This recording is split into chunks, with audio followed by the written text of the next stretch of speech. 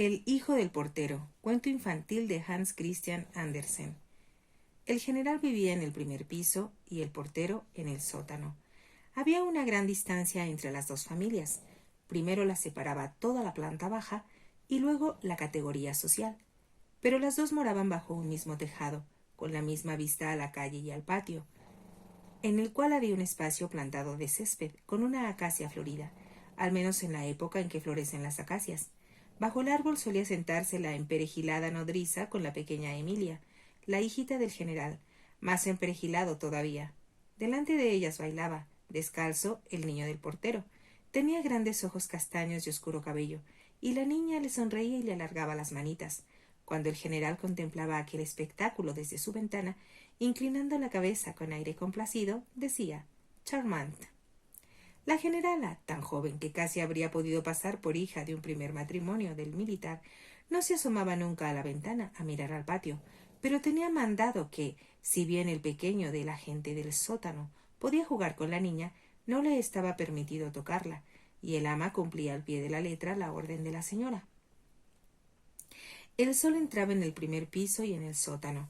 La acacia daba flores que caían, y al año siguiente daba otras nuevas. Florecía el árbol, y florecía también el hijo del portero.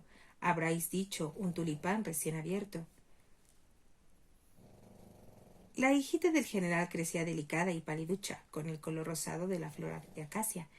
Ahora bajaba raramente al patio. Salía a tomar el aire en el coche con su mamá, y siempre que pasaba saludaba con la cabeza al pequeño Jorge del portero.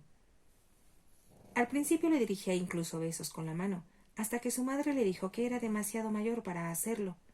Una mañana subió el mocito a llevar al general las cartas y los periódicos que habían dejado en la portería. Mientras estaba en la escalera oyó un leve ruido en el cuarto donde guardaban la arena blanca empleada para la limpieza de los suelos. Pensando que sería un pollito allí encerrado, abrió la puerta y se encontró ante la hijita del general, vestida de gasas y encajes. «No lo digas a mis papás, se enfadarían». «¿Pero qué pasa? ¿Qué sucede, señorita?», preguntó Jorge. «Todo está ardiendo», respondió ella. «Llamas y llamas». Jorge abrió la puerta de la habitación de la niña. La cortina de la ventana estaba casi completamente quemada, y el barrote ardía. El niño lo hizo caer de un salto y pidiendo socorro a gritos.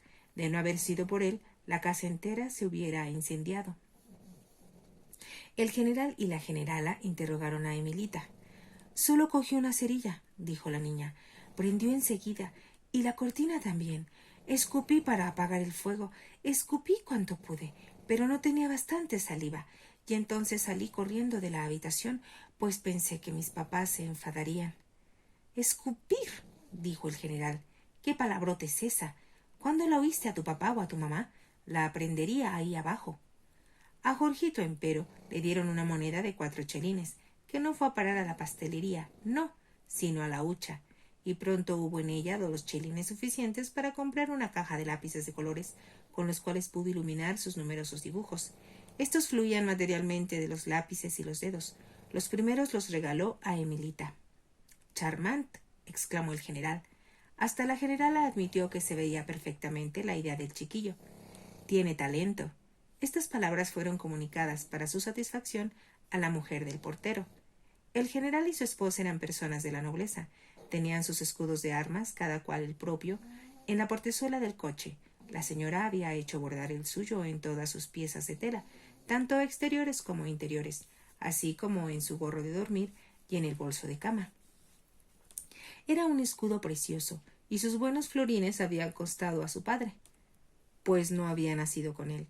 Ni ella tampoco. Había venido al mundo demasiado pronto, 7 años antes que el blasón. La mayoría de las personas lo recordaban. Solo la familia lo había olvidado. El escudo del general era antiguo y de gran tamaño. Llevarlo encima habría sido como para que rechinaran los huesos, y ahora que se le había añadido otro. Y a la señora generala parecía que se le oyeran rechinar los huesos cuando se dirigía en su carroza al baile de la corte, toda tiesa y embarada. El general era ya viejo y de cabello entrecano, pero montado en su caballo hacía aún buena figura. Como estaba convencido de ello, salía todos los días a caballo, con su ordenanza a la distancia conveniente. Cuando entraba en una reunión parecía también hacerlo a caballo, y tenía tantas condecoraciones que resultaba casi increíble. Pero, ¿qué iba a hacerle? Había entrado muy joven en la carrera militar y había participado en muchas maniobras, todas en otoño y en tiempo de paz. De aquellos tiempos recordaba una anécdota, la única que sabía contar. Su suboficial cortó una vez la retirada a un príncipe, haciéndolo prisionero, por lo que éste hubo de entrar en la ciudad en calidad de cautivo, junto con un grupo de soldados, detrás del general. Había sido un acontecimiento inolvidable, que el general narraba año tras año con regularidad, repitiendo siempre las memorables palabras que había pronunciado al restituir el sable al príncipe. Solo un suboficial pudo hacer prisionero a su Alteza. Yo nunca. Y el príncipe había respondido: es usted incomparable. Jamás el general había tomado parte en una campaña de verdad. Cuando la guerra asoló el país, él entró en la carrera diplomática y fue acreditado sucesivamente en 3 cortes extranjeras. Hablaba el francés tan a la perfección que por esta lengua casi había olvidado la propia. Bailaba bien, montaba bien, y las condecoraciones se acumulaban en su pecho en número incontable. Los centinelas le presentaban armas. Una lindísima muchacha lo hizo también, y ello le valió ser elevada al rango de generala y tener una hijita encantadora, que parecía caída del cielo, y el hijo del portero bailaba ante ella en el patio, y le regalaba todos sus dibujos y pinturas, que ella miraba complacida antes de romperlos. Era tan delicada y tan linda. Mi pétalo de rosa, le decía a la generala, naciste para un príncipe. El príncipe estaba ya en la puerta, pero nadie lo sabía. Las personas no ven nunca más allá del umbral. Hace poco nuestro pequeño partió su merienda con ella, dijo la mujer del portero. No tenía ni queso ni carne, y, sin embargo, le gustó como si fuese buey asado. Se habría armado la gorda si llegan a verlo los generales, pero no se enteraron. Jorge había compartido su merienda con Emilita, y muy a gusto habría compartido también su corazón si ella hubiese podido darle gusto. Era un buen muchacho, listo y despierto. A la sazón concurría a la escuela nocturna de la academia para perfeccionarse en el dibujo. Emilita también progresaba en sus conocimientos. Hablaba francés con su ama y tenía profesor de baile. Jorge va a recibir la confirmación para Pascuas, dijo la mujer del portero. Tan mayor era ya. Convendría ponerlo de aprendiz, observó el padre. Habría que darle un buen oficio, y sería una carga menos. Pero tendrá que venir a dormir a casa, respondió la madre. No es cosa fácil encontrar un maestro que disponga de dormitorio para aprendices. Igualmente tendremos que vestirlo, y, en cuanto a la comida, no supone un gran sacrificio. Ya sabes que se contenta con unas patatas hervidas. Su instrucción no nos cuesta nada. Déjalo que siga su camino. No nos pesará. Ya lo verás. Lo dice su profesor. El traje de confirmación estaba listo. La propia madre lo había confeccionado. Se lo había cortado un sastre de la vecindad, que tenía muy buenas manos. Como decía la portera, si hubiese dispuesto de medios y tenido un taller con oficiales, habría sido sastre de la corte. Los vestidos estaban listos, y el confirmado también. El día de la ceremonia, uno de los padrinos de Jorge, el más rico de todos, un ex mozo de almacén de edad ya avanzada, regaló a su ahijada un gran reloj de metal barato. Era un reloj viejo y muy usado que siempre adelantaba, pero mejor era eso que atrasar. Fue un regalo espléndido. El obsequio de la familia del general consistió en un devocionario encuadernado en tafilete. Se lo envió la señorita, a quien Jorge había regalado tantos dibujos. En la portada se leía su nombre y el de ella, con la expresión afectuosa protectora. Lo había escrito la muchacha al dictado de la generala, y su marido, al leerlo, lo había encontrado charmante. Verdaderamente es una gran atención de parte de personas tan distinguidas, dijo la mujer del portero, y Jorge hubo de vestir su traje de confirmación y, con su devocionario, subir a dar las gracias. La generala estaba sentada, muy arropada, pues padecía jaqueca siempre que se aburría. Recibió a Jorge muy amablemente, lo felicitó y le deseó que nunca tuviera que sufrir aquel dolor de cabeza. El general iba en bata de noche, gorra de borla y botas rusas de caña roja. Por 3 veces recorrió la habitación sumido en sus pensamientos y recuerdos. Finalmente se detuvo y pronunció el siguiente discurso. Así ya tenemos al pequeño Jorge hecho un cristiano. Sé también un hombre bueno y respeta a tus superiores. Cuando seas viejo podrás decir: Lo aprendí del general. Fue sin duda el discurso más largo de cuantos el bravo militar había pronunciado en toda su vida. Luego volvió a reconcentrarse y adoptó un aire de gran dignidad. Pero de todo lo que Jorge oyó y vio en aquella casa, lo que más se grabó en su recuerdo fue la señorita Emilia. Qué encantadora, qué dulce, vaporosa y distinguida. Si tuviera que pintarla, tendría que hacerlo en una pompa de jabón. Un fino perfume se exhalaba de todos sus vestidos y de su ensortijado cabello rubio. Se habría dicho un capullo de rosa recién abierto. Y con aquella criatura había partido él un día su merienda. Ella se la había comido con verdadera voracidad, con un gesto de aprobación a cada bocado. ¿Se acordaría aún de aquello? Sí, seguramente. Y en recuerdo le había regalado el hermoso devocionario. A la primera luna nueva del año siguiente, siguiendo una vieja tradición, salió a la calle con un trozo de pan y un chelín, y abrió el libro al azar, buscando una canción que le descubriera su porvenir. Salió un cántico de alabanza y de gracias. Preguntó luego al oráculo por el destino de Emilita. Procedió con extremo cuidado para no dar con un himno mortuorio y, a pesar de todo, el libro se abrió en una página que hablaba de la muerte y de la sepultura. Pero ¿quién cree en esas tonterías? Y, sin embargo, experimentó una angustia infinita cuando, poco más tarde, la encantadora muchachita cayó enferma y el coche del doctor se paraba cada mediodía delante de la puerta. No conservarán a la niña, decía la portera. El buen Dios sabe bien a quién debe llamar a su lado. No murió, sin embargo, y Jorge siguió componiendo dibujos y enviándoselos. Dibujó el palacio del zar y el antiguo Kremlin tal y como era, con sus torres y cúpulas que, en el dibujo del muchacho, parecían enormes calabazas verdes y doradas por el sol. A Emilita le gustaban mucho estas composiciones, y aquella misma semana Jorge le envió otras, representando también edificios, para que la niña pudiera fantasear acerca de lo que había detrás de las puertas y ventanas.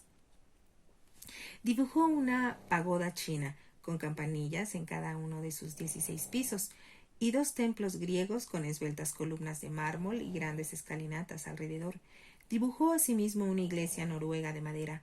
Se veía que estaba construida toda ella de troncos y vigas, muy bien tallados y modelados, y encajados unos con otros con un arte singular. Pero lo más bonito de la colección fue un edificio que él tituló Palacio de Emilita, porque ella debía habitarlo un día. Era una invención de Jorge y contenía todos los elementos que le habían gustado más en las restantes construcciones. Tenía la viguería de talla, como la iglesia noruega, columnas de mármol, como el templo griego, campanillas en cada piso y en lo alto, cúpulas verdes y doradas, como el Kremlin del zar.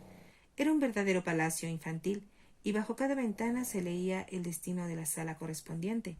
Aquí duerme Emilita. Aquí Emilia baila y juega. A visitas. Daba gusto mirarlo y causó la admiración de todos. Charmant, exclamó el general. Pero el anciano conde, pues había un conde anciano más distinguido aún que el general y propietario de un palacio propio y una gran hacienda señorial, no dijo nada. Se enteró de que lo había imaginado y dibujado el hijo del portero. Ya no era un niño, pues había recibido la confirmación. El anciano conde examinó los dibujos y se guardó su opinión. Una mañana en que hacía un tiempo de perros, gris, húmedo, en una palabra, abominable, significó, sin embargo, para Jorge, el principio de uno de los días más radiantes y bellos de su vida. El profesor de la Academia de Arte lo llamó. Escucha, amiguito, le dijo, tenemos que hablar tú y yo. Dios te ha dotado de aptitudes excepcionales y ha querido al mismo tiempo que no te faltase la ayuda de personas virtuosas. El anciano conde que vive en esta calle ha hablado conmigo. He visto tus dibujos, pero ahora no hablemos de ellos, pues tienen demasiado que corregir. Desde ahora podrás asistir 2 veces por semana a mi escuela de dibujo y aprenderás a hacer las cosas como se debe. Creo que es mayor tu disposición para arquitecto que para pintor, pero tienes tiempo para pensarlo. Preséntate hoy mismo al señor conde de la esquina y da gracias a Dios por haber puesto a este hombre en tu camino. Era una hermosa casa la del conde, allá en la esquina de la calle. Las ventanas estaban enmarcadas con relieve de piedra, representando elefantes y dromedarios, todo del tiempo antiguo, pero el anciano conde vivía de cara al nuevo y a todo lo bueno que nos ha traído. Lo mismo si ha salido del primer piso como del sótano o de la buhardilla. Creo, observó la mujer del portero, que cuanto más de veras son nobles las personas, más sencillas son. Mira al anciano conde, que es llano y amable, y habla exactamente como tú y como yo. No lo hacen así los generales. No estaba poco entusiasmado anoche Jorge, después de visitar al conde, pues lo mismo me ocurrió ya a mí, después de haber sido recibida por este gran señor. ¿Ves lo bien que hicimos al no poner a Jorge de aprendiz? Tiene mucho talento, pero necesita apoyo de los de afuera, observó el padre. Ya lo tiene, repuso la madre. El conde habló con palabras muy claras y precisas. Pero la cosa salió de casa del general, opinó el portero, y también a él debemos estarle agradecidos. Desde luego, respondió la madre, aunque no creo yo que les debamos gran cosa. Daré las gracias a Dios, y se las daré también por el restablecimiento de Emilita. La niña salía adelante, en efecto, y lo mismo hacía Jorge. Al cabo de un año ganó la segunda medalla de plata y después la primera. Más nos hubiera valido ponerlo de aprendiz, exclamaba llorando la mujer del portero. Así lo hubiéramos tenido a nuestro lado. ¿Qué se le ha perdido en Roma? No volveré a verlo, aunque regrese algún día. Pero nunca volverá mi hijo querido. Pero si es por su bien, si es un gran honor para él, la consolaba el padre. Gracias por tus consuelos, protestó la mujer. Pero ni tú mismo crees lo que estás diciendo. Estás tan triste como yo. La aflicción de los padres era justificada, pero no lo era menos el viaje. Para el muchacho era una gran suerte, decía la gente. Llegó la hora de despedirse, incluso de la familia del general. La señora no salió, pues sufría de fuerte jaqueca. El general le repitió su única anécdota, lo que había dicho al príncipe y la respuesta de éste. Es usted incomparable. Luego le tendió la blanda mano. Emilia se le estrechó a su vez. Parecía afligida, pero Jorge estaba aún más triste. El tiempo pasa deprisa cuando se trabaja, pero también cuando no se hace nada. El tiempo es igual de largo, pero no de útil. Para Jorge era provechoso, pero no largo ni mucho menos, excepto cuando pensaba en los seres queridos que había dejado en casa. ¿Qué tal irían las cosas en el primer piso y en el sótano? Se escribían, naturalmente. ¿Cuántas cosas puede reflejar una carta? Días de sol y otros turbios y difíciles. Así llegó una anunciando que su padre había muerto y que la madre quedaba sola. Emilia se había portado como un ángel de consuelo. Había bajado al sótano. Escribía a la madre, añadiendo que le permitían continuar de portera. La generala llevaba su diario en el que registraba cada baile y cada tertulia que había concurrido, así como las visitas de todos los forasteros. El diario estaba ilustrado con las tarjetas de los diplomáticos y de la alta nobleza. La dama estaba orgullosa de su diario. Había ido creciendo a lo largo del tiempo, a costa de horas, bajo fuertes jaquecas, pero también como fruto de claras noches, es decir, de bailes cortesanos. Emilia había asistido ya al primer baile. Su madre llevaba un vestido rojo brillante, con encajes negros, traje español. La hija iba de blanco, fina y exquisita. Cintas de seda verde ondeaban como juncos entre sus dorados rizos, coronados por una guirnalda de lirios de agua. Sus ojos despedían un brillo azul y límpido. Su boca era roja y delicada. Toda ella era comparable a una sirena, hermosa hasta lo indecible. 3 príncipes bailaron con ella, uno tras otro, naturalmente. La generala estuvo luego 8 días sin que le doliera la cabeza. Mas aquel baile no fue el único, en perjuicio de la salud de Emilia. Por eso fue una suerte que llegase el verano, con su descanso y su vida al aire libre. El anciano conde invitó a la familia a su palacio. Este palacio tenía un parque admirable. Una parte de él se conservaba como en sus tiempos primitivos, con espesos setos verdes, que no parecía sino que uno anduviese entre verdes mamparas interrumpidas por mirillas. Bojes y tejos estaban cortados en figura de estrellas y pirámides, y el agua brotaba de grutas de concha. En derredor había estatuas de mármoles rasos, de bellos rostros y nobles ropajes. Cada arriate tenía una forma distinta. Uno figuraba un pez, otro un escudo de armas, otro unas iniciales. Esta era la parte francesa del parque. Desde ella se penetraba en el bosque fresco y verde, donde los árboles crecían en plena libertad. Por eso eran tan grandes y tan magníficos. El césped era verde y mullido, y le pasaban con frecuencia el rodillo.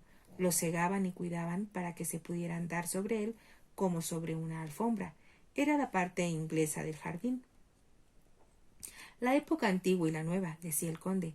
Aquí al menos se armonizan, y la una valoriza a la otra. Dentro de 2 años el palacio tendrá su auténtico carácter. Van a embellecerlo y mejorarlo a fondo. Les mostraré los dibujos y les presentaré al arquitecto a quien he invitado a comer. Charmant, respondió el general. Un verdadero paraíso, exclamó la generala, y allí tiene además un castillo medieval. Es mi gallinero, replicó el conde. Las palomas viven en la torre, los pavos en el primer piso, pero abajo reina la vieja Elsa. En todos lados tiene habitaciones para huéspedes. Las cloacas viven independientes. Las gallinas son sus polluelos, con sus polluelos también, y los patos tienen una salida especial al agua. Charmant, repitió el general. Y todos se dirigieron a ver aquella maravilla. En el centro de la habitación estaba la vieja Elsa y a su lado su hijo, el arquitecto Jorge. Él y Emilita se volvían a encontrar al cabo de bastantes años, y el encuentro ocurría en el gallinero. Sí, allí estaba él, y de verdad que era un apuesto mozo.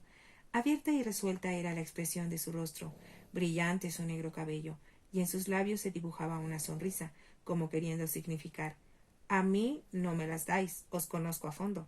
La anciana no llevaba zuecos, se había puesto medias en honor a los distinguidos visitantes. Las gallinas cloqueaban, y el gallo cacareaba, y los patos anadeaban con su rap rap camino del agua.